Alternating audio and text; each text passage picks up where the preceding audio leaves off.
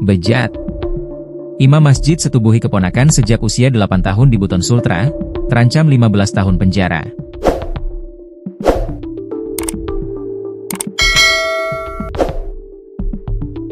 Seorang imam masjid inisial LH, 54, di Kecamatan Pasarwajo, Kabupaten Buton, Provinsi Sulawesi Tenggara, Sultra, diamankan polisi. LH diamankan Satreskrim Polres Buton usai dilaporkan menyetubuhi keponakannya yang masih di bawah umur.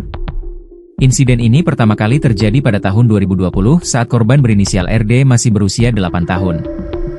Di mana, perbuatan tidak senonoh yang dilakukan terjadi di rumah LH dan bibi korban. Kasat Reskrim Polres Buton, Ibtu Bangga Parnadin Sidauruk mengatakan terduga pelaku sudah diamankan. Kami amankan pada Selasa, 10 Juni 2025.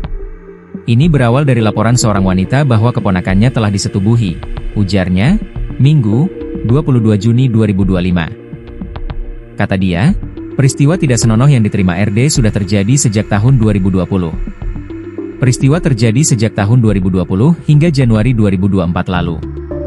LH memberi iming-iming uang dan handphone serta baju kepada korban, bebernya. LH mengaku melancarkan aksi tidak senonohnya tersebut karena hilaf. Karena perbuatan yang dilakukan LH disangkakan pasal 81 ayat 1 dan ayat 2 Jo pasal 76B subsidiar pasal 82 ayat 1 Jo pasal 76E Undang-Undang RI Nomor 23 Tahun 2022 tentang Perlindungan Anak dengan hukuman maksimal 15 tahun penjara.